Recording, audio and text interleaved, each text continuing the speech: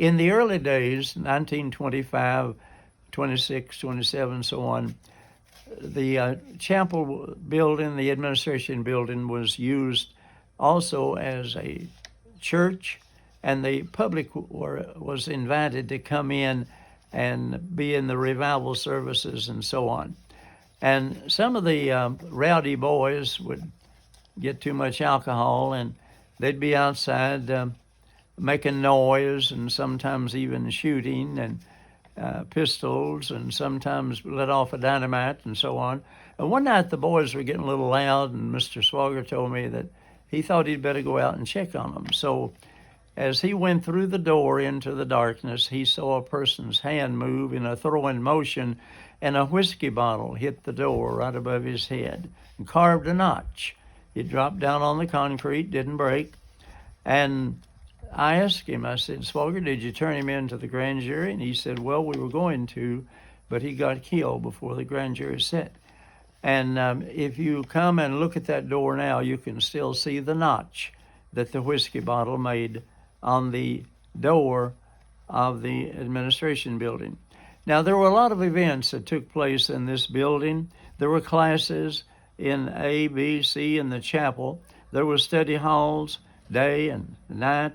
And then on Sundays, there was church services, sermons.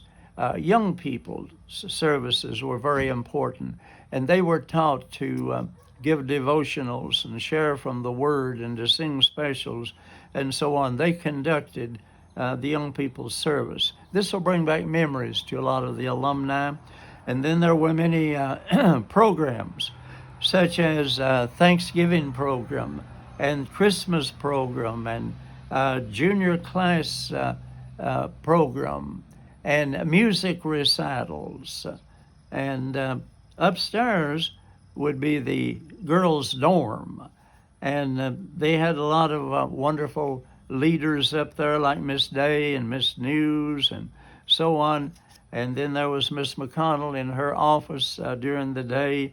And the girls had wonderful role models. And then there were graduations that took place. I remember 1952 was when I was graduated, and that was the last graduation in the old chapel, 1952. The next one was held over in the what is now the gym in 1953, and then the one upstairs was in 1965.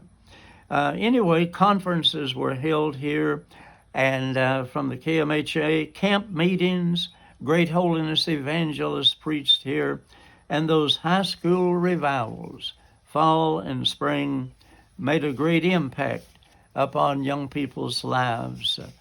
And I can still remember very vividly standing there January 27th, 1951, under conviction, wanting to seek the Lord and not convinced that God loved me or that anybody cared about my soul. And then I felt Vernon Higgins' hand on my shoulder. I don't know what he said, but I moved out to the altar, surrendered my life to Jesus Christ, and it was a turning point in my life. And I'm here today because I put everything on the altar the next day. God gave me a clean heart. And our alumni listening to this, watching it, you remember those days when Mr. Swagger would do altar work, and I've seen him get up from the altar praying with young people and go back and talk to some that he was burdened about and get them to urge them to come to the altar, and they would, and lives were changed. Swagger was known as the architect of the campus, and he was the architect of buildings, bridges, and boys and girls. I had a chance to visit him in his hospital room when he could not talk, but he could hear. And he listened to some great hymns that we played him on a tape recorder. And I knew by the tears that he heard it. And I said, Mr. Swagger, thank you. You wanted to be an architect and see your name on cornerstones of buildings, but instead, your name is written on our lives because you taught us how to love and serve Jesus. And I remember so well the faculty meetings that we had there in that building. And just in recent years, there was a former student, a graduate from the class of 66, and she said, you know, after school, when you all were meeting in your faculty meetings, and I would be doing my dorm jobs and walking by the office, I could hear the sound of prayer going up. And it gave me such a wonderful feeling. I felt so good because I needed those prayers. So, folk, the future is before us, and we still believe that the work will go on at Mount Carmel. We don't know. Raymond Swagger was known, and I've heard people say, when he built a building, he built it to last until Jesus comes. So that may happen. And we believe there's a future for the administration building and for dedicated teachers and workers that will guide young people into God's will, and they'll still be able to go out around the world preaching the gospel of free and full salvation.